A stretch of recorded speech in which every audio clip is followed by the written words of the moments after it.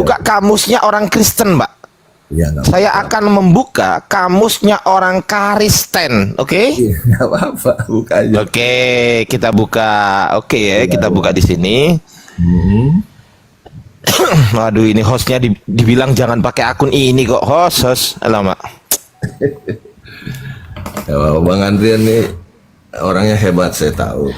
Enggak, bukan. Maksud saya begini, Pak. Di dalam Akunnya kritik, Bang Inspirasi ini kalau ya. live ini jangan pakai akun ini karena nggak bisa dibesarkan ini. Bang Andrian ini hebat ya. Gurunda ini. Ya, orang punya ilmu, belajar. Assalamualaikum Gurunda. Wih, Gurunda beneran. Waalaikumsalam. Lanjut. Lanjut Gurunda. Antum aja dulu bentar. Silakan. Siap Gurunda. Di sini saya punya kamus sabda. Iya. Pak Dominis, ini kamus sabda ini siapa yang bikin? Kita cek.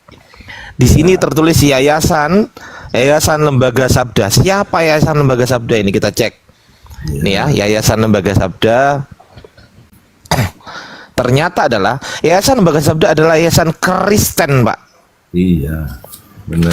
Kristen non profit dan non komersial. Oke ya, sepakat ya? Iya. Oke, kata Yayasan Sabda ini, Iya. Allah adalah nama Tuhan dalam bahasa Arab. Tuh, Nah, bukan gelar Tuhan. Ayo. ya. Ayo. Ini satu ya.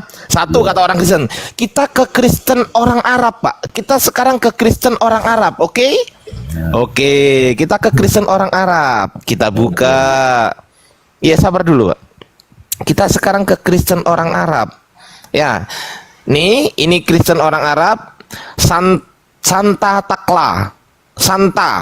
Takla. Oke ya. Komus Alkitab Al-Muqaddas. Nih.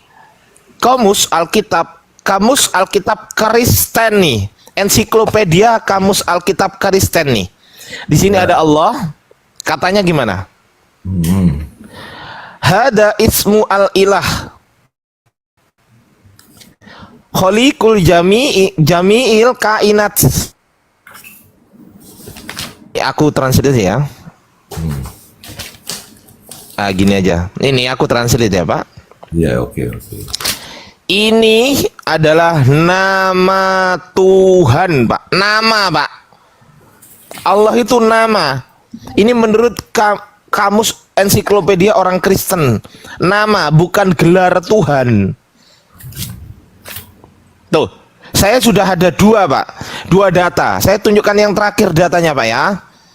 Saya tunjukkan data yang terakhir ya. Kita tunjukkan ke terakhir.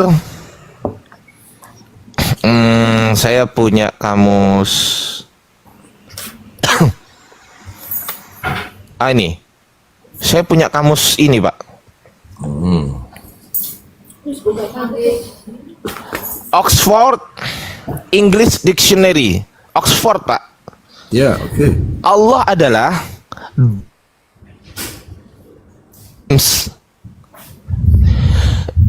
bayangkan, the name of God among Muslims. Nama, Pak. Benar. Jadi kalau Mana gelarnya? Kalau gelar itu, kalau gelar bahasa Inggrisnya apa, Pak? Kalau gelar bahasa Inggrisnya apa? Proper. Bukan apa? Predikat. Title, Pak. Title, oke. Title. Oke. Title. Proper, ini proper ini. Kalau name ini proper name. Jadi, ya. Oke. Ya sudah, sekarang dilanjut Gurunda, Pak. Ada sama Gurunda Zoom aja ya, Pak ya. Nanti kalau sama saya belum makan soalnya ini, belum sarapan. Saya emosi nanti, Pak, kalau belum sarapan. Oke. Pak Adrian, terima kasih ya. Saya senang dengan Anda membuka kritik teks. Ya, terima kasih, Pak. Sama-sama, Pak Dominis. Gurunda Zoom, monitor Gurunda. Ya, Iya, apa temanya apa ini? Dia mengatakan di surat Al-Hajj, Gurunda, tadi di surat Al-Hajj ayat 40, di situ dikatakan, Bismillahirrahmanirrahim, orang-orang yang diusir dari kampung halamannya tanpa alasan yang benar hanya karena mereka berkata, Tuhan kami adalah Allah. seandainya Allah tidak menolak keganasan sebagian manusia dengan sebagian yang lain, tentu telah dirobohkan biara-biara, gereja-gereja, sinagog-sinagog, dan masjid-masjid yang di dalamnya banyak disebut nama Allah. Sungguh Allah pasti menolong orang-orang yang menolong agamanya. Sesungguhnya Allah benar-benar maha kuat, lagi maha perkasa. Dia mengatakan di gereja itu disebut nama Allah, Gurunda tadi. Nah, saya katakan sekali lagi, kalau memang begitu di gereja disebut nama Allah, berarti nama sesembahnya bukan Yesus tapi Allah. Nah, mereka nggak mau. Lanjut, Gurunda. Ini Bang, izin. Abang kan juga kan baru masuk juga nih. Siapa nih Abang Apalafalax? Apalak. Ya, habis kau juga bikin namamu juga rumit sekali. Makanya cara berpikirmu. Mau permudah lah namamu supaya orang juga melihatmu. Udah biar ditanggepin Bang Zuma dulu, woi. Biar ditanggepin Bukan, Gurunda Bang, dulu. saya jelaskan. Abang juga kan baru masuk tadi. kritik teks. Tadi yang Kok kami kau mau menjelaskan Quran? Kau diam dulu. Ada Gurunda kami di sini. Kau jangan menjelaskan Quran. Diam dulu. biar Bang Zuma juga dia bisa. Iya, kau diam. Silakan Gurunda. Bukan Iya. itu dari topik awalnya, bukan. Nah, jadi saya jelasin sedikit ya terkait dengan Al-Quran surah Al-Hajj ayat 40. Di situ tidak ada kata kanisa. Kanisa itu gereja. Yang ada kata wabiyak. Wabiyak itu artinya sama seperti orang Yahudi menyebutnya sinagoge kalau dalam bahasa Yunani, miskok. Jadi tempat orang ibadah, di mana tempat orang yang ibadah ini dimaksud adalah orang-orang yang tidak mensekutukan Allah. Jadi yang dimaksud di sini adalah pengikut Nabi Isa alaihissalam. Jadi Miqdas atau Wabiya itu merujuk kepada tempat yang suci, bukan tempat kanisah, orang tamek, orang-orang yang tidak bersunat. Kalau kita merujuk kepada original teks dalam bahasa Quran, di situ dikatakan Wabiya itu bukan kanisa. Kanisa tempatnya Kristen. Wabiya ini adalah pengikut Nabi Isa alaihissalam. Jadi orang-orang yang diusir dari kampungnya kemudian. Nah, itu bisa dijelaskan di ayat setelahnya. Alladzina immakkannahum fil ardi aqamus shalah wa atuz zakah. Itu dia. Jadi pada zaman Nabi Musa, mereka kemudian mendirikan tempat ibadah yang disebut sebagai bait suci atau Betel atau Baitullah atau Bet El atau Bet Eloah. Itu mereka sujud beribadah menyembah kepada pencipta langit dan bumi. Pada zaman Nabi Isa alaihissalam itu disebut Miqdas atau di dalam bahasa Qur'annya disebut Wabiya. Itu juga adalah tempat orang bersujud. Alladzina immakkannahum fil ardi aqamus shalah wa atuz zakah wa amaru bil ma'ruf wa nahau 'anil munkar walillahi akibatul umur. Yaitu orang-orang yang jika Allah memberikan kedudukan di bumi kepada mereka, mereka melaksanakan ibadah salat, menunaikan zakat dan berbuat yang ma'ruf dan mencegah dari yang tidak baik, yang mungkar, dan kepada Allah hanya kembali segala urusan. Artinya bahwa yang dimaksud di dalam Al-Hajj ayat 40 ini kaumnya Nabi Musa, kaumnya Nabi Isa, dan kaumnya Nabi Muhammad sallallahu alaihi wasallam. Mereka ini kalau diperangi kata Allah, maka diizinkan. Uzina lil ladina yuqataluna bi annahum zulimu wa innallaha ala nasrihim laqadir. Diizinkan kepada mereka, yaitu kaumnya Nabi Musa, kaumnya Nabi Isa ketika diperangi, dan kaumnya Nabi Muhammad ketika diperangi, maka mereka diberi izin untuk memerangi orang yang memerangi mereka. Ini yang dimaksud. Ini yang dimaksud ayat ini. Bukan gereja yang sekarang. Bukan gereja yang sekarang. Kalau gereja yang sekarang itu bukan lagi pengikut Nabi Isa. Gereja yang sekarang itu dalam bahasa Arab disebut kanisa. Itu tempatnya orang-orang tamek, orang-orang najis. Orang yang tidak bersunat, menyembah berhala, menyembah anak orang. Menyembah makhluk yang bukan manusia. Dan bukan menyembah kepada pencipta langit dan bumi. Itu tidak masuk dalam kategori ini. Tidak masuk dalam kategori ayat tersebut. Demikian. Mantap, Gurunda. Silakan ditanggapi. Izin Bang. Maksudnya supaya kita jangan lompat-lompat. Tadi pembahasan kita itu terkait dengan penggunaan kata Allah, bahwa orang Kristen itu mencomot-comot kata Allah itu dari Islam. Kemudian Kita mempertahankan bahwa kekristenan itu sudah lebih dahulu ada daripada keislaman di Arab. Kemudian tadi ada yang menanggapi kembali Kak Vera bahwa dia mengatakan gereja, tadi saya sudah kasih tunjuk datanya. Kemudian dia bilang bahwa itu kan gereja, bukan masalah penggunaan kata Allah itu tadi. Jadi yang dipertanyakan tadi kepada kita itu kan, mana bukti bahwa kata Allah itu sudah lebih dahulu ada sebelum keislaman ada. Nah, ini sekarang saya mau kasih tunjuk datanya yang saya tadi katakan. Saya pernah membaca. Saya juga bukan orang yang ahli pada kitab suci, cuma kan saya pernah mempelajari. Makanya saya tadi bernarasi.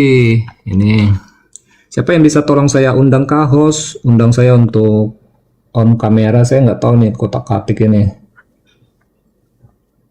Oke.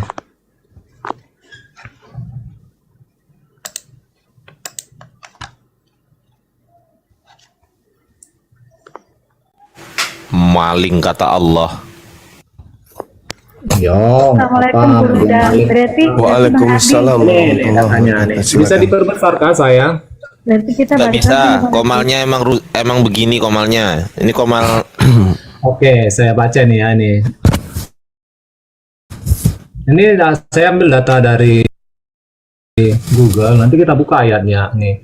Dalam surat Al-Ankabut ayat 61, misalnya kita mendapatkan informasi bahwa orang Arab pagan sebenarnya telah mempercayai Allah sebagai penciptanya. Oke, kita buka Al-Ankabut ayat 61. Nanti bisa ditanggapi. Jika engkau bertanya Ngemis-ngemis. kepada kok ngemis-ngemis? Kita kan ambil datanya.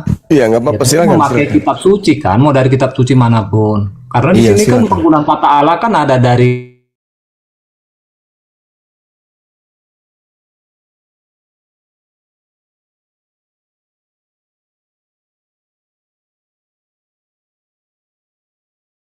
maksud ini kan orang-orang kafir ya, Arab pagan di masa itu ya. Allah, pasti mereka akan menjawab Allah. Jadi kata Allah ini sudah terlebih dahulu ada sebelum Islam ada.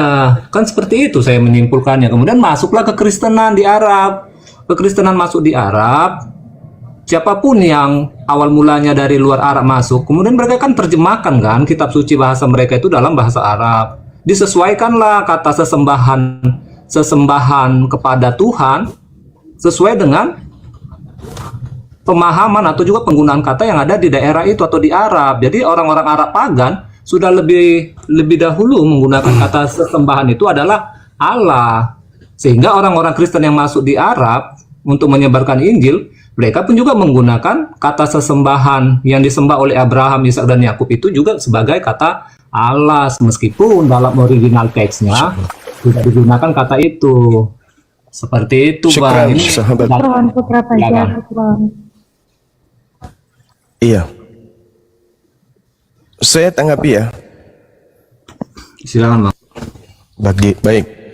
Jadi gini, yang perlu saudara pahami di sini adalah Al-Quran itu memberikan informasi yang memang betul-betul akurat, ya, dan sistematis, tergantung bagaimana kita mempelajarinya. Sebelum Anda membawa data di dalam Al-Quran surah Al-Ankabut ayat 61, Allah Subhanahu wa taala menyatakan kepada Nabi Muhammad terlebih dahulu, A'udzubillahi minasyaitonirrajim. Qul wahai nabiku Muhammad, may yarzuquhum minas sama wal ar wa amman yamlikus sama wal absar wa may yukhrijul hayya minal mayyit wa yukhriju mayyit minal hayya wa may yudabbirul amr. Fasayaquluna Allah. Fakul afala tattaqun. Katakanlah wahai Nabi Muhammad, tanya kepada orang-orang jahiliyah ini, siapakah yang memberi rezeki kepadamu dari langit dan bumi? Atau siapakah yang kuasa menciptakan pendengaran dan penglihatan? Atau siapakah yang mengeluarkan yang hidup dari yang mati, yang mengeluarkan yang mati dari yang hidup? Dan siapa yang mengatur segala urusan di atas bumi dan di langit? Apa kata mereka orang-orang yang bukan Islam ini? Jawab mereka adalah Allah. Maka katakanlah wahai nabiku, fakul afala tattaqun. Mengapa kamu tidak bertakwa kepada Allah? yang engkau sendiri menyebutnya. Artinya benar apa yang Anda katakan. Orang-orang terdahulu sebelum baginda Rasulullah Muhammad sallallahu alaihi wasallam, orang sudah mengenal nama pencipta langit dan bumi itu Allah. Itu tidak salah itu. Itu sudah benar itu. Wala in sa'altahum man khalaqas samawati wal ard wa sakhkharas samsa wal qamar la yaqulunna Allah, Allah, Allah. Fa anna yufakun. Namanya adalah Allah yang menciptakan. Lalu ditanya, kenapa engkau memberhalakan patung-patung ini? Karena kami tak sanggup melihat Allah. Kenapa engkau meminta kepada patung-patung ini yang ada di Ka'bah? Karena kami tak sanggup mendengarkan Allah. Makanya kami membuat ini demi untuk alat ini menyampaikan pesan kami kepada Tuhan Rabbus Samawati wal Ard, yaitu Allah. Nah, di dalam Al-Quran Allah subhanahu wa ta'ala memerintahkan kepada baginda Rasul Muhammad SAW, Kul, wahai nabiku, amanna billah wa ma unzila alaina wa ma unzila ala Ibrahim wa Ismail wa Ishaq wa Yaqub wal asbati wa ma utiya Musa wa Isa wan nabiyuna min rabbihim. Katakanlah wahai nabiku Muhammad, kami beriman kepada Allah dan apa yang diturunkan kepada kami dan yang diturunkan kepada nenek kami, kakek kami Ibrahim, Ismail, Isa, Yakub dan anak cucunya, dan apa yang diberikan kepada Musa, Nabi Isa dan para nabi dari Tuhan mereka. Artinya bahwa Allah memang sudah menyatakan diri karena dialah satu-satunya Tuhan, bukan yang lain. Permasalahannya sekarang adalah ketika orang Nasrani, orang Nasara masuk, termasuk yang mengatakan bahwa Nabi Muhammad itu sudah dinubuatkan kemudian, Warakah, dia itu adalah Nasara yang menyebut Tuhan dengan sebutan Allah, bukan menyebutnya dengan Theos, bukan menyebutnya dengan Yahweh, bukan menyebutnya dengan Bapa, tetapi mereka menyebutnya dengan Allah, Allah, Allah, Allah, An-Allah, sesungguhnya Allah, Allah, Allah, Allah, Allah. Yang jadi permasalahan sekarang adalah, dengarkan baik-baik, Kristen menggunakan kata Allah bukan berlandaskan terhadap kitabnya orang Kristen di Arab,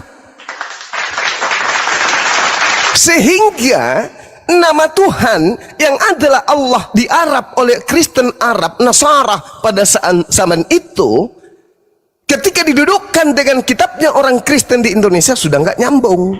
Kenapa nggak nyambung? Karena Kristen Indonesia kitabnya bukan dari Arab, kitabnya dari Belanda, dari Portugis masuk ke Indonesia, yang dari kata Theos berubah menjadi Allah. Jadi nggak nyambung. Andai saja lembaga Bible Indonesia menjadikan rujukannya adalah Bible Al-Muqaddas yang dijadikan sebagai rujukan, maka Allah tetap nama, bukan menjadi gelar. Masalahnya sekarang adalah Kristen bukan berkiblat kepada Bible Arab, tapi Kristen berkiblat kepada kitabnya Belanda. Maka apa yang terjadi? Kacau balau tikus. Ini yang perlu saudara pahami. Setelah Islam kemudian protes, orang Kristen mencoba untuk menegakkan benang basah. Apa itu? Kami lebih dulu mengatakan nama Allah itu sebelum Islam. Yes, kami yang dimaksud adalah bangsa Arab, bangsa Yahudi, bangsa Nasari yang ada di sana. Mereka menyebut Tuhan itu dengan sebutan Allah. Itu adalah nama gelar dalam bahasa Arab. Itu nama Tuhan, bukan gelar dalam bahasa Arab. Oleh karena itulah kemudian ketika saudara mengatakan bahwa nama Allah itu sudah dikenal, yes, Nabi Musa pun mengenal itu, innani anallah la ilaha illa ana. Makanya pernah saya katakan, orang Kristen kalau mau menggunakan nama Allah silakan, tapi tempatkan pada tempatnya. Jangan disebut Yesus adalah anak Allah. Nggak cocok, karena Allah tidak memiliki anak. Allah tidak memiliki keturunan. Allah tidak bersilsilah. Nah, inilah kekacauan dari saudara-saudara Kristen yang mencoba untuk menutupi kekurangan Bible Indonesia dengan mencoba mengais apa yang terjadi Kristen Arab terhadap kata Allah ini. Demikian. Masya Allah, luar biasa. Silakan ditanggapi Pak Dominis atau Arul, gantian. Silakan. Pingsan. Bang Dominis duluan atau saya? Silakan Bang. Ya udah, silakan. Oke. Terima kasih Bang Soma dan Bang Adrian. Ya, Silakan Bang. narasi yang bagus ya memang. Saya ya setahu saya memang LAI berdiri tahun 9 Februari tahun 52. Dan disitulah saya bertanya sama seorang profesor yang juga pendirinya, kenapa menggunakan kata Allah? Karena itu kekristenan itu sebenarnya mestinya akarnya Yahudi gitu kan, Israel gitu. Nah, dia bilang bahwa saat itu ahli-ahli bahasa itu memang lebih banyak dari ahli bahasa orang Islam, bukan ahli bahasa orang Kristen. Seperti Pius Badudu dan sebagainya. Jadi kata Allah diterjemahkan dari bahasa Belanda atau bahasa yang lain ke dalam bahasa Indonesia, itu menggunakan Melayu, bahasa Melayu. Pada waktu itu bahasa Melayu, ya, bahasa Indonesia nanti baru disahkan lagi tahun 74. Itu menggunakan kata Allah karena para ahli bahasanya itu adalah penterjemah orang Islam, ya. Jadi sudah memang diterjemahkan dengan kata Allah. Kenapa saya bilang kenapa tidak pakai kata Elohim aja, kata El atau Eloi, ya kan, karena itu akar kata dari sana gitu, Bang Suma dan Bang Adrian. Jadi hari ini kalau memang ada muncul perdebatan yang panjang sampai harus diadili di Malaysia, dan Bapak Profesor ini yang menjadi saksi ahli di sana, dan Malaysia akhirnya juga menang untuk bisa menggunakan kata itu. Orang Kristen di sana boleh menggunakan kata itu. Keputusan pengadilan di Malaysia membolehkan bahwa orang Malaysia boleh menggunakan kata itu. Nah, memang bahasa Indonesia tidak ada kata lain selain dengan menggunakan kata itu. Kalau mungkin kalau diterjemahkan dalam agama-agama dalam bahasa-bahasa suku mungkin lain ya, diterjemahkan misalnya di Batak dengan Debata, atau dengan bahasa di Bali diterjemahkan dengan Sang Widiwasa dan macam-macam. Ya itu masalah penterjemahan lagi, Bang Suma dan Pak Adrian ya, Bang Adrian. Jadi memang enggak salah kalau orang Muslim tetap harus mempertahankan itu ya. Karena itu kan sesembahannya orang Muslim ya. Jadi ya terima kasih untuk boleh mencerahkan kami juga supaya kami lebih berhati-hati menggunakan kata-kata menilai atau membahasakan itu terhadap kita punya ada etika terhadap orang Islam dan pemahaman kita sebagai orang Kristen. Terima kasih Bang Suma. Oke, baik. Mohon izin ya teman-teman sekalian. Saya kira duduk perkara ini udah jelas ya tentang nama Allah.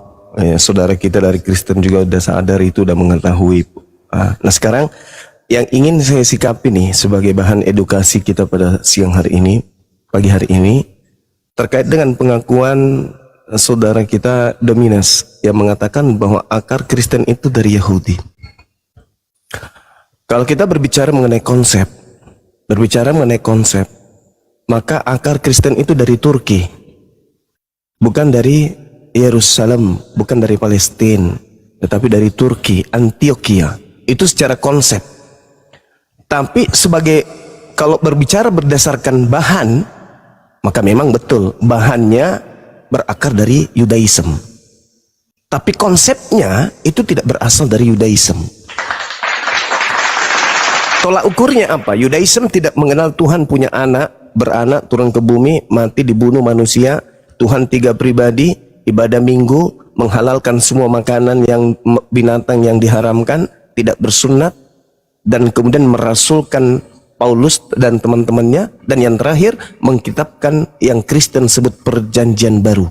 Itu konsepnya tidak berasal dari tanah Palestina, tidak berasal dari Yerusalem tempat Yesus lahir. Itu dulu. perlu dicatat. Jadi secara konsep Kristen itu tidak berakar dari Yudaism, dari Yahudi, tidak berakar dari para nabi-nabi yang datang kepada Bani Israel. Itu tak berakar dari sana. Tapi tidak berkonsep dari sana. Tapi kalau akarnya, ya, akarnya diambil materi-materinya, sumbernya itu sebagian dari ambil dari Yudaism. Contoh, Perjanjian Lama. Perjanjian Lama atau di dalam konsep Yudaism menyebutnya kitab Tanak. Ada 3 kitab besar di situ. Pertama adalah Torah, Ketubim, Nevi'im. Nah, ini adalah 3 kitabnya orang Yahudi. Kitab ini diwahyukan kemudian oleh Elohim dalam konsep pandangan orang Yahudi. Itu bukan untuk bangsa lain di luar mereka. Bukan untuk Islam, bukan untuk Kristen. Tetapi kemudian kitab Tanak ini yang satu bagian, yaitu kitab Torah yang 5 bagian, itu diambil pada abad ketiga sebelum Masehi oleh rabi-rabi, diterjemahkan ke dalam bahasa Septuaginta, diperuntukkan pun bukan untuk orang di luar Yahudi, tetapi diperuntukkan untuk Bani Yakob, Bani Israel, Bani Yehuda yang tinggal di tengah-tengah bangsa asing.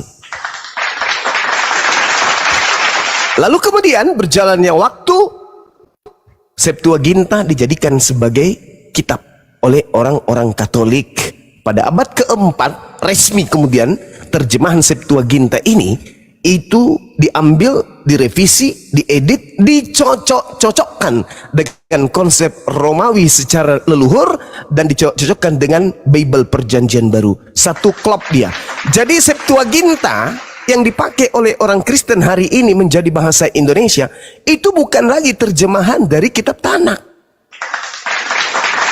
Makanya orang Yahudi, kalau orang Kristen mau mencari benang merahnya, ambil sekarang Perjanjian Lama Anda, kemudian ambil kitabnya orang Yahudi. Kitab orang Yahudi ini Anda terjemahkan ke dalam bahasa Indonesia tahun 2025 ini, pasti bertentangan besar.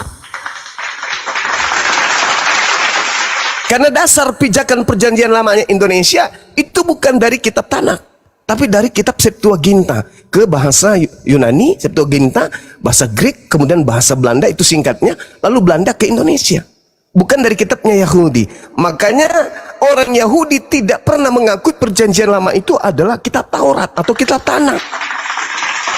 Kristen dibiarkan melenggang sendiri dengan polanya, dengan caranya, dengan prinsipnya, dengan keyakinannya. Yahudi dengan Yahudi. Seibarat kata saya kasih contoh, umat Islam dengan Al-Quran ada terjemahannya.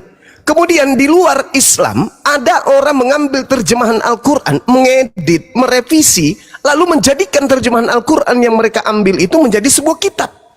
Sebuah kitab dengan konsep Tuhan yang berbeda, agama yang berbeda, prosesi ibadah yang berbeda, hari ibadah yang berbeda, konsep ritual yang berbeda. Itulah yang dia mengambil terjemahan Al-Quran dan membuat sekte baru. Inilah yang dikatakan dalam Kisah Para Rasul 24 nomor 5. Paulus ini adalah penyakit sampar yang telah menyesatkan orang-orang Yahudi beradab di dunia, di seluruh dunia yang beradab, dan dia adalah tokoh dari Kristen. Ini yang perlu saudara sahabat-sahabat Kristen yang masih mau tercerahkan dengan keadaan fakta real secara histori supaya mengetahui hal ini. Kemudian sekali lagi, ketika kita berbicara mengenai konsep bahwa Kristen itu berakar dari Yahudi, mungkin maksudnya adalah pendiri-pendiri agama Kristen atau tokoh-tokoh mula, bapak-bapak gereja awal mula, itu menceritakan orang per orang dan menceritakan tentang apa yang terjadi kepada Bani Israel, kitabnya Bani Israel dengan Tuhannya, sehingga dikatakan berakar. Tapi secara konsep akidah itu tidak ada sama sekali hubungannya dengan orang Yahudi. Tak ada sama sekali hubungannya. Nah, sedangkan jangankan kemudian agama Kristen, Yesus aja ditolak. Justru dari penolakan orang Yahudi terhadap Yesus inilah melahirkan agama Kristen. Nah, jadi saudara, ini saya bercerita sesuai dengan keadaan yang ya memang demikian adanya. Sampai hari ini orang Kristen, orang Yahudi tidak bisa dikatakan satu akidah, tidak bisa dikatakan sebagai satu ikatan dalam kepercayaan, tidak bisa dikatakan satu kitab, tidak bisa dikatakan satu Tuhan. Semuanya berbeda. Jangankan orang Yahudi masa sekarang, antara Yesus yang datang di tengah-tengah Bani Israel dan Kristen hari ini, itu bertentangan 180 derajat. Saya kira begitu dari saya, silakan. Oke, saya yang tanggapi Bang ya. Silakan. Ya, tadi saya belum menanggapi untuk narasi Abang yang pertama. Berarti ini Bang Zuma, tadi Abang sudah mengatakan ya, sepakat ya bahwa kata Allah sudah lebih dahulu ada sebelum Islam ada. Sepakat Bang ya untuk itu ya? Ya, betul. Oke, ya. Dan kata Allah ini sudah dipakai, sudah digunakan oleh Arab pagan sebelum Kristen ada dan sebelum Arab ada. Ya toh? Untuk Ya. itu kita sepakat. Karena tadi ada yang menentang saya bahwa kata Allah itu memang adalah beberapa orang sudah lumayan juga dari saudara Muslim juga yang mengatakan bahwa kata Allah itu Al-Quran muncul, maka disitulah dimulai diperkenalkan oleh nabinya orang abang kata Allah. Dan supaya ini menjadi pengetahuan juga buat yang lain juga bahwa kata Allah itu sudah lebih dahulu ada sebelum kekristenan, bahkan sebelum Islam juga itu sudah ada, dan itu menunjuk kepada sesembahan kepada orang-orang pagan di masa itu. Terus tadi Bang katakan bahwa mereka sudah tahu bahwa itu memang adalah nama-nama Allah. Dari mana mereka tahu nama Allah, sementara mereka saja orang-orang pagan di masa itu mereka masih menyembah berhala kan, menyembah bulan, bintang dan lainnya. Itu yang saya pahami ya. Kemudian untuk narasi yang kedua, tadi Abang mengatakan bahwa Yahudi tidak pernah mengenal Yesus itu siapa, dan mereka juga tidak menerima bahwa Tuhan itu beranak, sehingga tadi Abang mengatakan bahwa sebenarnya iman kekristenan itu tidak berakar dari Yahudi. Jadi kesannya seolah-olah kita kayak apa ya, kayak mencomot-comot saja, mencomot-comot kitab Yahudi. Oke, jadi yang harus Abang pahami bahwa Yesus sendiri itu orang Yahudi. Para murid, Paulus yang menyebarkan Injil, mereka ini orang Yahudi. Jadi kalau Abang katakan tidak berakar dari Yahudi, itu jelas Anda sangat-sangat keliru. Karena yang menyebarkan Injil ini sampai keluar dari tanah Israel pun, itu adalah orang-orang Yahudi juga. Yesus dan para murid ini kan orang-orang Yahudi, termasuk juga tokoh yang ternama Paulus, dia juga orang Yahudi. Jadi jangan dikatakan tidak berakar. Jadi seperti Paulus, dia ini tadinya orang Farisi yang sangat taat, dan dia paham benar iman keyahudian itu. Ya karena itu dia awal mulanya itu berusaha untuk membunuh para murid karena dianggap mereka ini penyesat. Yesus itu juga adalah tokoh agama yang disesatkan oleh Yesus kan, tetapi pada akhirnya singkat kata kemudian dia bertobat dan dia malah menjadi penginjil juga. Jadi itu sangat keliru. Jelas bahwa kekristenan itu datang dari tengah-tengah Yahudi. Hanya saja banyak orang Yahudi yang tidak menerima keimanan itu, ketuhanan daripada Yesus sampai saat ini. Dan itu memang sudah dikatakan, Yesus juga sudah membuat perumpamaan akan hal itu. Seperti ada perumpamaan pesta perkawinan. Jadi diundang, jadi orang-orang yang pertama yang diundang ini mereka nggak datang, tetapi pada akhirnya orang-orang miskin, orang-orang yang tidak punya hubungan dengan raja ini, mereka yang datang ke pesta perjamuan ini dan mereka ikut di dalam pesta itu. Ya, itu mengartikan bahwa memang harusnya keselamatan itu kan datang dari Yahudi, harusnya mereka bisa menerima keselamatan, tapi karena mereka menolak, pada akhirnya keselamatan itu diberikan kepada bangsa-bangsa yang lain, dan itulah yang terjadi sekarang di seluruh dunia. Datang dari tengah-tengah Yahudi, malah orang-orang Yahudi itu tidak menerima undangan keselamatan itu. Tetapi bangsa-bangsa lain, makanya mayoritas kekristenan itu ada di bangsa-bangsa lain, bukan di bangsa Yahudi. Jumlah mereka sangat minim, tetapi keimanan Kristen itu lahir dari tengah-tengah bangsa Israel atau orang Yahudi. Ya, dia sendiri adalah firman yang hidup itu Yesus beserta dengan para murid. Dan mereka ini juga adalah orang-orang Yahudi juga yang sebelum Yesus datang, orang-orang tuanya sudah menggunakan kitab Perjanjian Lama. Mereka sudah menggunakan Taurat, mereka sudah menyembah Allah Abraham, Ishak dan Yakub. Jadi jelas itu akarnya jelas dari keyahudian. Seperti itu. Dan justru saya ingin Bang Zuma saya ingin menjawab, sedangkan keimanan Abang sendiri, Islam sendiri, kalau Abang tadi sudah coba bernama narasikan, menyimpulkan sendiri bahwa kekristenan itu bukan berakar dari Yahudi. Sekarang saya mau tanya Abang sendiri, ketika keimanan Abang mempercayai nabi-nabi datang dari Yahudi, sementara Muhammad sendiri adalah orang Arab, sebenarnya ini akar daripada keimanan Islam ini datang dari mana? Apakah murni dari Arab atau murni dari Israel atau dari orang Yahudi? Silakan Bang. Iya, baik. Ini saya ibarat kata saya sebagai orang Indonesia, dan saya percaya ada presiden yang bertugas memimpin Amerika, memimpin Cina. Saya percaya mereka itu adalah pemimpin-pemimpin negara pada tempatnya. Itu iman saya, itu kepercayaan saya. Sama seperti ketika saya Islam. Allah Subhanahu wa taala menjelaskan kepada Nabi Muhammad, "Qul amanna billah wa ma unzila alaina wa ma unzila ala Ibrahim wa Ismail wa Ishaq wa Yaqub." Katakanlah wahai Nabi Muhammad, kami beriman kepada Allah dan kepada apa yang diwahyukan kepada kami dan apa yang diturunkan kepada Nabi Ibrahim, Ismail, Ishak, Yakub dan anak cucunya. Tuh, kami beriman. Kami percaya, tetapi tidak menjadikan diri kami kemudian mengatakan saya adalah Yahudi, rohani. Saya adalah Israel rohani. Enggak. Karena saya nggak bisa nyamar seperti domba. Yang disebut domba itu hanya Bani Yakub. Yeremia 50 nomor 17. Mereka yang digelari domba hanya yang punya keturunan darah Yakub saja. Kami nggak mau menyamar domba, kami nggak mau. Kami nggak mau nyamar Yahudi atau Bani Israel atau Bani Yakub. Kami mendudukkan yang hak itu hak, batil-batil. Nah, saudara, ketika Anda mengatakan bahwa agama Anda berakar, saya katakan betul, tapi konsepnya tidak berakal dan tidak berasal dari Yahudi. Betul. Yahudi itu punya konsep tauhid. Shema Israel, Adonai Eloheinu, Adonai Ahad. Islam punya konsep.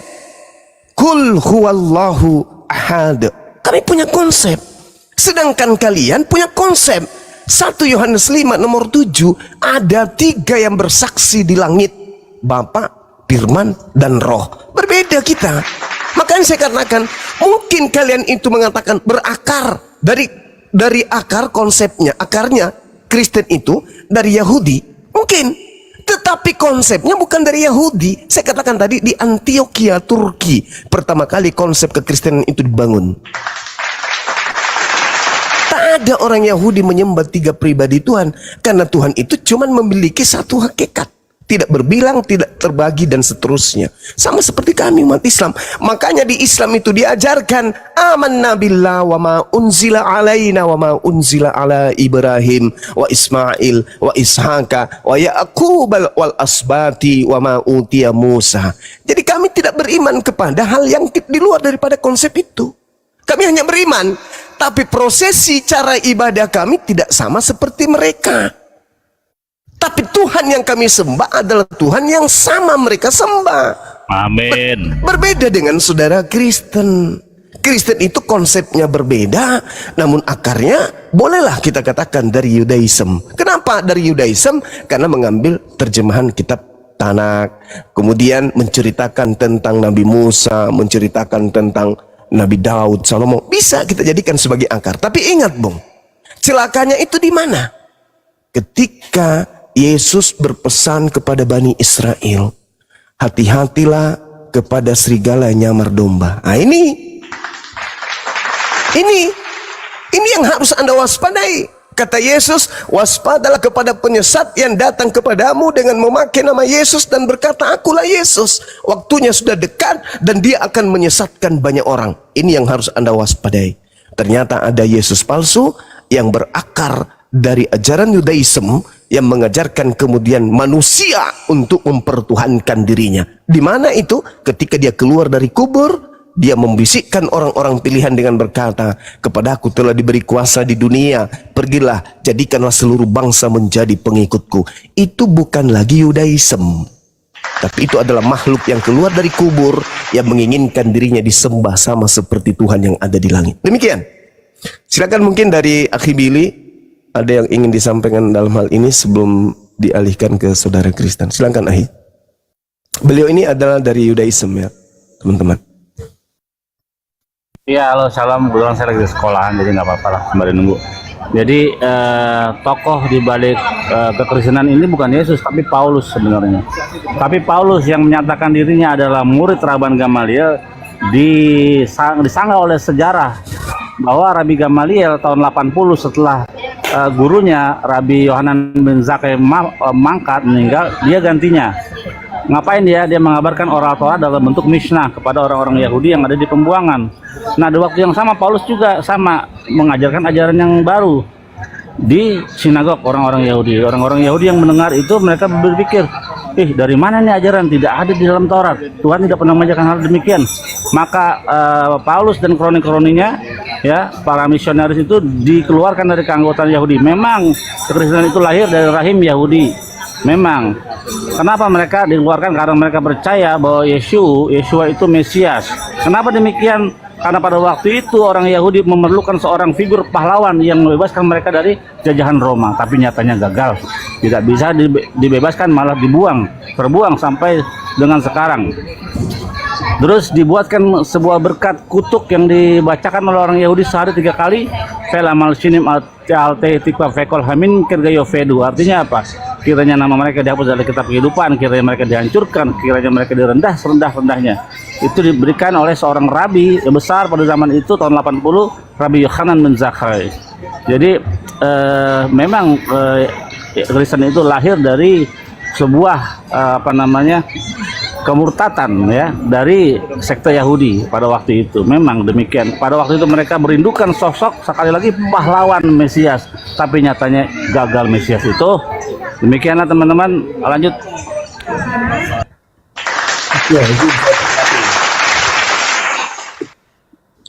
Iya, saya tanggapi dulu pertama Juta Jiper ya. Ya, jadi kalau tadi Abang mengatakan bahwa kekristenan lahir itu datang dari Paulus, artinya Anda mengatakan bahwa penyesatan itu datang dari Paulus.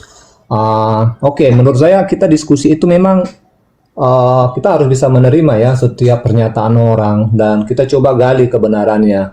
Oke, kalau Anda mengatakan bahwa kekristenan itu lahir dari Paulus sebagai biang keroknya yang menyesatkan, yang menjadikan Yesus adalah Tuhan. Sebelum Paulus bertemu dengan Yesus, Bang Juta Jiper, ini Thomas yang merupakan murid pengikut Yesus, ketika Yesus menampakkan diri, itu ada di Yohanes 20:28. Thomas dia nggak percaya ketika awal mula Yesus menampakkan diri para murid, dia tidak ada. Kemudian para murid, teman-temannya mengatakan bahwa mereka sudah bertemu dengan Yesus dan dia sudah hidup. Tapi Thomas tidak percaya dan pada akhirnya satu waktu Yesus menampakkan diri kepadanya. Barulah Thomas percaya. Ya Tuhanku dan Allahku. Itu Thomas mengatakan itu. Ya Tuhanku dan Allahku. Ya, fokus pada Kristen. Kapan sih kata Kristen muncul dalam kitab kalian? Apakah zaman Yesus? Tidak. Apakah Matius, Markus, Lukas? Tidak. Kitab Kristen, kata Kristen itu muncul dalam kitab para rasul. Di mana tuh? Di Antioquia. Kalau nggak salah. Ya, jadi zaman ya, Yesus tidak ada Kristen. Yesus seorang Yahudi, beragama Yahudi, disunat pada hari ke-8, pergi ke sinagog, bukan ke gereja. Semua hal-hal dari kehidupan Yesus dari kecil sampai besar, menurut narasi PB itu ya seorang beragama Yahudi dan bukan Kristen. Makanya kenapa saya bilang Paulus yang bawa Kristen, karena secara tekstual bisa kita buktikan kata Kristen itu muncul dalam kitab para rasul, di jemaat Antioquia pertama kali disebut Kristen. Artinya siapa? Artinya apa? Paulus lah yang membawa atau mengajarkan agama Kristen, bukan Yesus. Lanjut. Valid itu. Sahih. Oke. Terkait yang mengajarkan kekristenan itu adalah Paulus, itu nggak ada masalah. Karena di dalam kekristenan itu bukan berbicara Bagaimana supaya kita menyebarkan agama Kristen? Bukan, tetapi permintaan dari nyatanya kalian menyebarkan agama Kristen kok di dengan jalan-jalan aman kalian agungnya. di Monas kalian mengabarkan Anda Yesus. keliru. Orang udah punya Anda agama keliru. kalian kasih beras, sembako, minyak goreng, nggak boleh. Itu sudah beda nanti tema kita Bang kalau terkait dengan sembako. Itu sudah beda. Nanti dulu satu-satu kita bahas Bang. Itu diskusi yang baik. Jadi kalau Anda berbicara bahwa Paulus yang menyebarkan ajaran Kristen, ingat ya, iman kekristenan, amanat daripada Yesus itu adalah untuk menyampaikan Injil sampai ke seluruh dunia.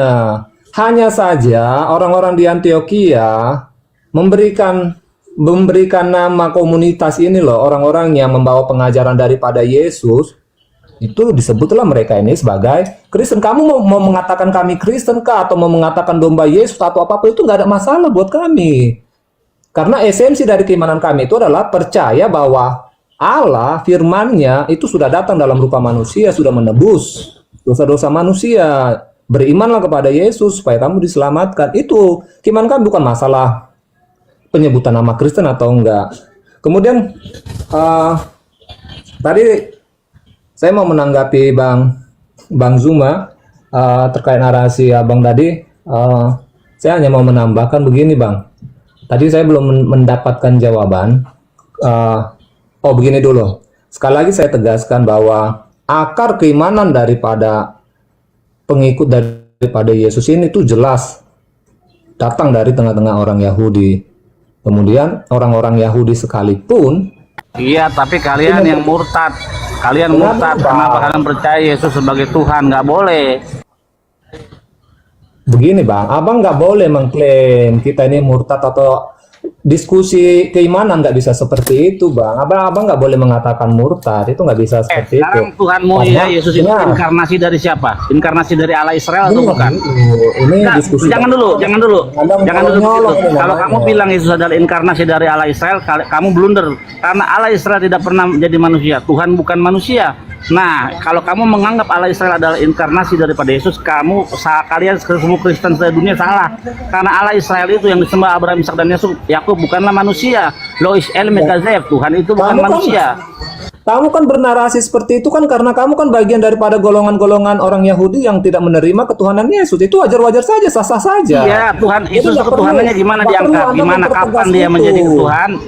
Inkarnasi dari Tuhan yang mana? Inkarnasi, saya ulangi. Yesus itu inkarnasi. Sabar, saya tanya. Yesus itu inkarnasi dari Tuhan yang mana? Ya kalau dalam keimanan kami ya Allah yang disembah oleh Abraham, Ishak dan Yakub. Nah, firman-Nya nggak masuk. Ini nggak masuk akal. Karena di dalam Taurat dikatakan Lois El Mekazev, Tuhan itu bukan manusia. Ini nggak masuk akal. Nggak masuk dengan Allah Israel. Nggak masuk. Memang benar. Sebabnya saya berani mengatakan demikian karena Tuhan yang kalian sembah itu tidak sama dengan Tuhan Israel. Ya memang benar Tuhan itu bukan manusia. Siapa yang bilang Tuhan itu manusia? Tetapi dengan kedatangan Yesus firman dan dia adalah Tuhan. Kamu karena nggak paham konsep daripada bagaimana iman kekristenan mengakui bahwa firman daripada Allah itu sudah datang menjadi manusia. Kamu nggak paham konsep itu. Tapi bukankah iman keyahudian juga mengakui bahwa Mesias suatu saat akan datang? Benar tidak? Hanya saja yang menjadi permasalahannya dengan Tuhan, jangan ke Mesias, kamu pasti blunder ya. Kamu tahu nggak? Kalau kamu bisa kasih tahu kepada saya akan bawa semua orang Israel menyembah Yesus saat ini juga. Tunjukkan di dalam kitab. Sabar. Kamu ngomong Mesias. Kamu ngomong Mesias. Tunjukkan di dalam tanah. Tunjukkan dalam perjanjian lama bahwa ada nama Yesus. Tunjukkan di dalam tanah bahwa nanti akan ada raja yang namanya Yesus. Tunjukkan. Sekarang saya juga nyembah Yesus nih. Kalau ada Yeshua akan datang menjadi raja, tunjukkan. Nanti saya akan kasih tahu kepada kamu identitas nama sang Mesias dengan jelas, tidak pakai perumpamaan. Ada namanya. Gak usah kamu menawar-nawari. Kalau saya bisa nunjukkan kamu akan menjadi Kristen. Lagian juga kalau kamu nggak dipilih, kau akan tetap bersesat. Jadi nggak usah lah kamu tunjukkan kepada saya bahwa Mesias itu Yesus menurut kitab perjanjian lama. Jangan kayak gitu, Kan kamu mengklaim Mesias. Yang tahu Mesias orang Yahudi. Kenapa dari kita kejadian? Tongkat kerajaan tidak akan lepas dari Yehuda sampai Siloh itu datang. Nah, oke. Sekarang tunjukin di dalam Tanakh atau Perjanjian Lama nama raja yang akan datang atau Mesias itu namanya Yeshua atau Yesus. Silakan. Nanti saya akan kasih tahu nama Mesias yang sebenarnya tertulis dalam nubuatan dan namanya. Silakan. Sampai sebelum penggenapan daripada nubuatan, memang tidak ada tertulis dalam kitab Taurat nama Yesus itu tadi. Oke, sekarang saya kasih Immanuel, Tuhan beserta kita. Ya, berarti Dan tidak ada penggunaan nama Yesus kata-kata yang tertulis lain ya. lagi. Berarti Yesus tidak ada nama itu, dengar, Yesus itu setelah akan mau kelahiran baru malaikat. Iya, menyampaikan artinya Yesus lahirlah tidak ada di namanya dalam. Yesus. Iya. Kamu harus akui bahwa Yesus tidak ada dinubuatkan, namanya tertulis di dalam kitab Perjanjian Lama, betul? Bukan Yesus tidak ada dibuatkan. Nama kata Yesusnya tidak ada dituliskan ya karena memang Oke, itu prerogatif terima daripada kasih atas Allah kapan pengakuannya dia bahwa mau tidak ada menyampaikan Yesus namanya. tertulis di dalam Perjanjian Lama namanya.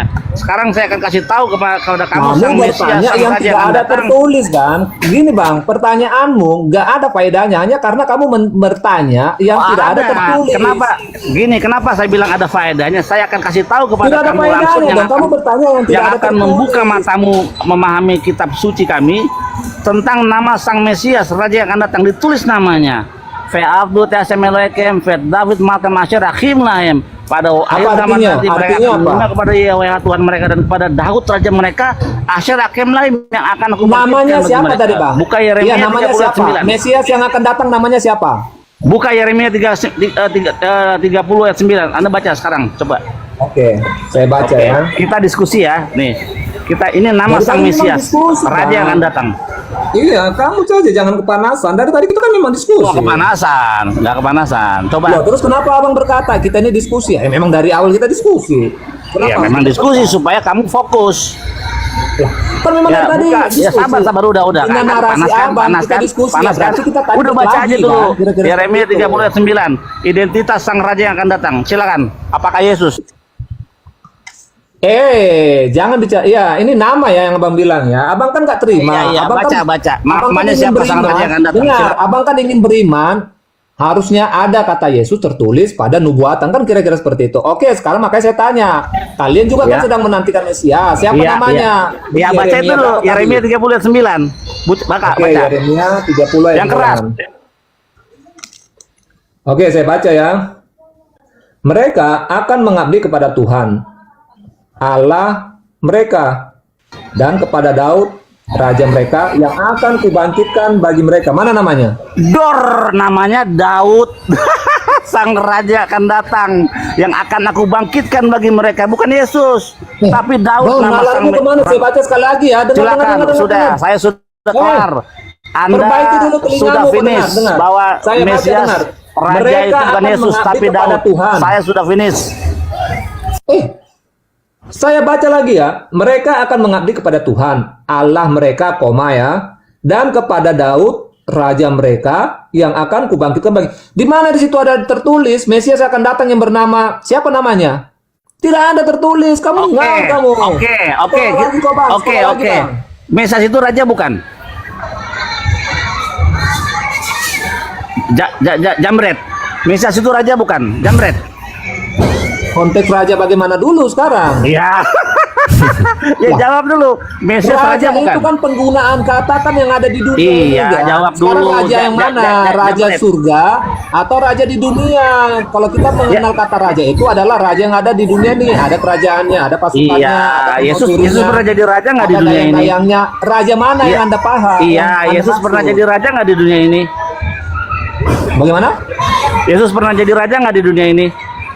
Penyebutan kata raja bagi Yesus itu bukan Fokus seperti dong, raja yang ditanya ada Yesus pernah jadi raja nggak di dunia ini? Raja yang Yesus ada pernah jadi raja nggak di dunia ini? Yang ada dayang-dayangnya bukan Susah seperti udah, itu cuma penyebutan lanjut raja dah. Yesus. Bukan seperti Udah itu. kena ayat dibingung dia. Lanjut cuma.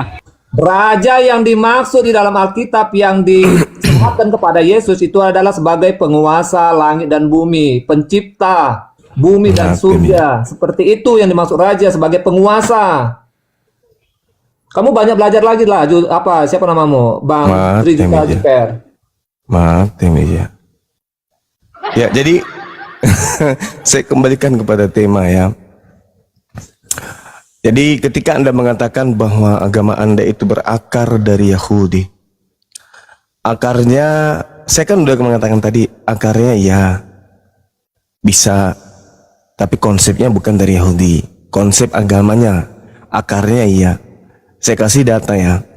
Di dalam Kejadian 49 nomor 27, ketika Nabi Yakub memanggil anak-anaknya kemudian, lalu Nabi Yakub meramalkan, menubuatkan tentang keturunan dari semua anaknya. Tibalah di data 27 setelah Nabi Yakub menubuatkan anaknya Benyamin. Apa kata Nabi Yakub? Benyamin adalah seperti serigala yang menerkam. Pada waktu pagi ia memakan mangsanya, membunuh mangsanya, dan pada waktu petang ia akan membagi-bagi rampasannya. Ini nubuatan Yakub terhadap anaknya Benyamin. Jadi keturunannya nanti Benyamin itu berlaku seperti serigala. Kita lihat di dalam Filipi 3 nomor 5. Aku Paulus disunat pada hari ke-8 dari bangsa Israel dari suku Benyamin. Ini akarnya ya. Jadi Yakub menubuatkan Benyamin, keturunannya seperti serigala. Aku dari suku Benyamin. Yesus mengatakan waspadalah kepada orang Farisi. Tentang pendirian terhadap hukum Taurat, aku ini adalah orang Farisi. Celakalah engkau wahai orang Farisi, engkau menyeberangi lautan, menjelajahi daratan untuk mentobatkan orang di luar Yerusalem menjadi pengikut agamamu, dan setelah menjadi pengikutmu kau jadikan dia jadi orang neraka dan 2 kali lebih jahat daripada engkau. Tolong dicatat itu. Lalu kemudian ketika dikatakan bahwa keturunan Benyamin berlaku seperti serigala, memakan mangsa, lalu membagi-bagikan mangsanya keluar dari Yerusalem, di dalam 1 Yohanes 2 nomor 18-19 Anda dengarkan baik-baik. Anak-anakku, waktu ini adalah waktu yang terakhir. Seperti yang telah kamu dengar, seorang antikristus akan datang. Sekarang telah bangkit banyak antikristus. Itulah tandanya bahwa waktu ini benar-benar adalah waktu yang terakhir. Memang mereka berasal dari antara kita, tetapi mereka tidak sungguh-sungguh termasuk pada kita. Sebab jika mereka sungguh-sungguh termasuk pada kita, niscaya mereka tetap bersama-sama dengan kita. Tetapi hal itu terjadi supaya menjadi nyata bahwa tidak semua mereka sungguh-sungguh termasuk pada kita. 1 Yohanes 2 nomor 22. Siapakah pendusta itu? Bukankah dia yang menyangkal Yesus adalah Kristus? Dia itulah antikristus, yaitu dia yang menyangkal baik Elohim maupun anak. Sebab barang siapa menyangkal anak, ia juga memiliki bapa. Dia tidak memiliki bapa. Barang siapa mengaku anak, ia juga memiliki bapa. Nah, sekarang permasalahannya adalah Paulus itu menyangkali bapa. Bapak yang datang di tengah-tengah Bani Israel itu disangkalnya. Bapak yang mengajarkan dia bukan manusia, bukan anak manusia, disangkal. Dia mengajarkan bapak nuzul menjadi manusia. Disangkalnya bapak itu. Artinya bahwa ketika Anda mengatakan Anda berasal dari akar Yudaism, silakan aja. Karena memang harus ada yang duduk sebagai penggenapan atas keturunan Benyamin yang berlaku seperti serigala. Anda lihat di dalam Matius 7. Apa kata Yesus di sana? Waspadalah kepada nabi-nabi palsu yang datang kepadamu, yang menyamar seperti domba, tetapi sesungguhnya mereka adalah serigala buas. Siapa tadi yang serigala? Benyamin. Siapa yang mengaku dari keturunan serigala? Paulus. Artinya kalau kita mau mentafsirkan bebas, Matius 7 nomor 15 adalah waspadalah kepada Paulus yang datang kepadamu, yang menyamar seperti domba, tetapi sesungguhnya dia adalah keturunan Benyamin, yaitu serigala yang buas. Ini kalau kita mentafsirkan bebas. Tetapi sebebas-bebasnya saya mentafsirkan, itu dibenarkan pada poin perikop Matius 7 nomor 15 sampai nomor 23. Dari buahnya nabi palsu ini bisa kamu lihat. Apa buahnya? 1, memanggil aku Tuhan. 2, bernubuat pakai nama Yesus. 3, bermujizat pakai nama Yesus. 4, mengusir setan pakai nama Yesus. 4 buah dari nabi palsu yang adalah serigala ini, keempat-empatnya ada pada pengikut Paulus. Saya katakan saya tafsir bebas yang tadi, tetapi tafsir bebas saya itu ternyata kena pada endingnya. Apa itu? Nabi palsu yang adalah serigala, itu pengikutnya memanggil Yesus Tuhan, bernubuat, mengusir setan, bermujizat pakai nama Yesus. Dan pengikut itu semuanya tersimpul di dalam Kristen. Kira-kira Anda mau kemana ini? Karena di dalam kisah para rasul 21 nomor 15 sampai nomor 26, di situ jelas-jelas Paulus bertaubat dari mengajarkan agama Kristen. Anda baca, Anda dalami kisah para rasul 21 nomor 15 sampai nomor 26. Paulus bertobat dari mengajarkan agama Kristen. Demikian. Ada itu. Ada akhi. Ada akhi. Ada akhi, ada. Waduh, kok bisa bertobat dia ya? Bagus juga. Ya. Lanjut coba. Bahkan Paulus di situ akhi diajarkan ya. apa? Diperintahkan untuk korban seperti yang dilakukan oleh Nabi Musa alaihissalam. Oke, gantian ya. Ya, silakan. Oke. Saya hanya catat ini yang tadi yang pertama ini Filipi. Jadi Filipi 3 ayat 5 tadi ini dikatakan bahwa mulai dari ayat 4 lah, karena ini kan sambungan. Sekalipun aku juga ada alasan untuk menaruh percaya pada hal-hal lahiriah. Ini ya di garis bawah ini, hal-hal lahiriah. Jika ada orang lain menyangka dapat menaruh percaya pada hal-hal lahiriah, aku lebih lagi. Disunat pada hari ke-8 dari bangsa Israel dari suku Benyamin, orang Ibrani asli, tentang pendirian terhadap Taurat. Aku orang Farisi. Ya, di sini Paulus itu dia menjelaskan bahwa kepada jemaat yang ada di Filipi bahwa iman yang benar itu bukan lagi berbicara pada hal-hal yang lahiriah. Iman kepada Yesus Kristus bukan lagi berbicara kepada terkait dengan sunat ini. Makanya dia tegaskan, aku sendiri pun dulu waktu menjadi orang Farisi, aku lebih lagi pada hari ke-8 pun aku disunat. Jadi di sini pengajaran daripada Paulus ini dia mau menyampaikan bahwa setelah dimerdekakan oleh Yesus dalam kematiannya kayu salib, penghapusan dosa, kebenaran itu bukan lagi pada hal-hal yang lahiriah, tetapi pada hal-hal yang rohani. Makanya sunat tidak lagi berlaku, bukan lagi menanggalkan pada bagian-bagian yang lahiriah, bagian tubuh, kulit katan apa itu namanya, bukan bagi pada itu lagi sunat itu, tetapi pada menanggalkan dari segala perbuatan-perbuatan dosa, perkataan-perkataan yang kotor, itu yang ditanggalkan pada hal-hal rohani sekarang sifatnya keselamatan itu. Terkait dengan puasa dan yang lainnya, itu kan hal-hal lahiriah. Tapi boleh nggak disunat? Ya silakan saja kalau mau disunat, nggak ada juga hukum yang menyatakan itu salah juga. Boleh nggak berpuasa? Ya silakan saja selama itu semua kaitannya pada hal-hal yang rohani. Kemudian saya mau fokus pada akar keimanan. Ini sekalian juga mau menanggapi Juta Jiper, karena tadi belum tuntas sebenarnya. Jadi kamu juga kan Juta Jiper, kamu kan sudah mengakui kan bahwa iman keyahudian itu adalah penantian juga kepada Mesias. Hanya saja kalian tidak menerima bahwa Mesias yang dijanjikan Allah itu adalah Yesus Kristus. Kalian kan tidak menerima itu. Nanti ya kamu kan? sama saya soal Mesias. Ini masalah sama Zuma ini belum kelar. Itu dulu. Jangan kemana-mana. Kamu mau kabur-kaburan ini. Lanjut. Kok kabur-kaburan? Saya kan bukan kabur-kaburan. Saya bertanggung jawab untuk menjawab narasi abang berdua, Bang Zuma sama Bang Juta Jiper. Oke, sekarang mari kita fokus terkait, karena dari awal Bang Zuma dia berupaya untuk akar Yahudi, akarnya dari sana, dari Benyamin. Tapi konsepnya itu bukan dari Yahudi. Iya, Mana ada Yahudi menghilangkan hukum Tuhan? Lucu. Iya, Nggak ada itu.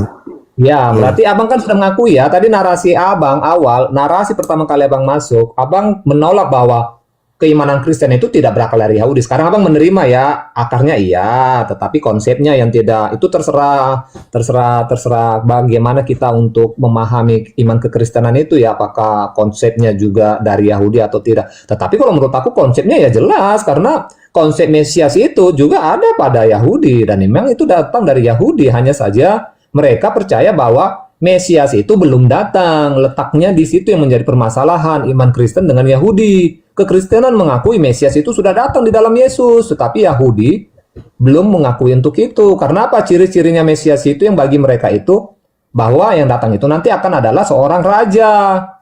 Enggak, Tapi jangan dalam ke iman- situ. Ya, Jangan itulah ke situ, maksud saya. Bang. Ini kita berbicara Jangan ke mengenai situ, konsep. kabur-kaburan. Fokus. Bukan tadi. kaburan, saya Konsep jawab dulu, sekaligus. konsep. Mesias Pak udah pasti gagal. Mesias Yesus tadi kan gagal, dia nggak membebaskan Israel. Udah lanjut konsep fokus. Justru kau yang gagal, Bang. Kau suruh saya buka kitab Yeremia, di situ ada namanya. Kau bicara Nabi Daud. Nabi Daud saja pun, kalau kamu percaya namanya Daud, ya berarti Kayak kamu belum dodol yang menantikan akan Mesias aku dong. bangkitkan bagi mereka. Makanya bukan Yesus yang Disebut di situ dibangkitkan. Daud. Nah, berarti Mesias itu Daud, begitu. Saya tanya dulu, Mesias itu Daud. Betul, memang Mesias Daud. Emang Raja Daud bukan Mesias. Raja Daud adalah Terus Mesias. kalian sekarang Mesias masih artinya menanti-nantikan kedatangan Mesias apa? enggak? Sekarang Mesias artinya Yahudi apa? masih Mesias Mesias artinya nanti-nantikan kedatangan. diurapi. Semua Raja, raja-raja orang Israel raja. termasuk Daud, Mesias diurapi. Makanya nanti Tuhan akan bangkitkan raja yang akan datang bagi Israel. Siapa? Daud. Namanya Daud. Entah itu Daud bin Su'aib, Daud Itu nggak bin nyambung. Dojon. Kalimatnya Ya. saja pun nggak nyambung dengan nama Daud. Kamu jauh sekali itu. Tapi kalau kamu mau mengatakan memang Mesias itu adalah yang diurapi, makna daripada namanya, ya memang kan ketika Yesus dibaptis, Yesus Allah mengatakan Tunjukkan bahwa kepada saya. kepadanya lah Yesus, aku berkenan. Yesus tidak pernah diurapi secara tradisi Yahudi dengan minyak urapan, nggak ada. Yesus itu diurapi di kaki itu bukan urapannya di kepala, bukan kaki. Yang urapi juga perempuan, nggak boleh Urapan menyentuh itu yang datang bukan dari manusia. pasangannya. Harusnya, Bang, urapan itu harusnya datangnya dari Allah. Kalau berbicara Mesias, bukan datang dari manusia. Iya Levelnya mana kan- nggak bisa begitu Lah, namanya pengurapan. Mesias itu pakai kan minyak derajatnya lebih urapan. tinggi. Nggak ada. Dengar, Nggak ada. Mesias itu derajatnya posisinya lebih tinggi. Masa yang mengurapi yang lebih rendah? Ya bukan seperti itu dong konsepnya. Bagaimana sih Anda? Belajar lagi dulu banyak banget. Jadi yang mengurapi Yesus Tuhannya Yesus gitu. Ya, Yohanes harusnya dong. ya Allah. Ya harusnya Allah dong yang mengurapi Mesias itu Yang datang. mengurapi Tuhannya Yesus. Lah. Anda bangga Jadi gini, mengurapi. saudara Arul, begini, berbicara mengenai Mesias kan sudah beda tuh ya. Teman kita Yahudi Mesiasnya adalah Daud, tertulis dalam Yeremia 39. Sedangkan Ada tuh Bang, tidak ada. Ayo kita baca ulang yuk. Mana tidak ada penjelasan di Yeremia tadi. Itu merujuk kepada Daud, ngawur sekali. Tadi dan Yeremia Daud berapa? raja mereka yang akan kubangkitkan bagi mereka. Itu disebut Tidak begitu. ada Bang. disebut situ Mesias, Bang. Ada disebut situ Mesias. Itu konteksnya berbeda sekali kalimatnya. Kepada Daud raja mereka yang akan kubangkitkan bagi mereka. Daud itu Mesias. Daud itu Mesias, Bang. Jadi itu haknya orang punya kitab. Jangan kamu ganggu-ganggu. Itu haknya mereka. Sekarang permasalahannya adalah ketika berbicara mengenai Mesias. Bang, izin Bang, tunggu. cuma saya potong. Enggak, boleh dong saya menanggapi dan menolak itu. Karena dia sendiri kan Itu menolak. kitabnya orang dan itu adalah Mesiasnya orang Yahudi. Anda Berarti- siapa rupanya? Oke, sekarang saya kembalikan. Berarti kalian juga nggak boleh dong menolak kalau Anda Mesias siapa itu adalah rupanya? Yesus. Itu kan kitab kami di Perjanjian Baru. Iya, Anda iya, siapa memang rupanya? betul. Tidak ada orang yang menolak itu Mesias. Lah kenapa dia menolak? Kenapa dia tadi menolak? Itu imannya bukan orang Yahudi kau paksa merimani kepada Ya, agama aku pun Kristen. juga itu Gimana iman ceritanya? saya Kristen. Kenapa? Masalahnya paksa yang saya? punya kitab Yeremia ini siapa? Ya orang Yahudi. Nah, makanya berarti yang paham Oke. tentang itu Oke, adalah yang dengar. punya kitab. Ente siapa Sekarang kita rupanya? deal ya. Oke, saya nggak akan menolak itu. Tetapi Nah. kamu pun juga Juta Jiper, kamu nggak boleh menolak bahwa Mesias yang dijanjikan itu adalah Yesus. Itu kan kitab Perjanjian Baru. Kitab dari para murid. Loh, kok kamu ketawa? Iya dong, nggak boleh pakai standar ganda Makanya adanya begitu. bukti di dalam tanah PL nama sang raja yang akan datang. Ada nggak Yesus? Nggak ada, karena Yesus tidak pernah jadi raja di dunia maupun di surga, tidak akan. Kamu juga nggak kena juga ayat Yeremia itu kok. Itu bukan berbicara tentang Mesias. Ngawur kamu, nggak ada ditulis juga Mesias. Ngawur kamu.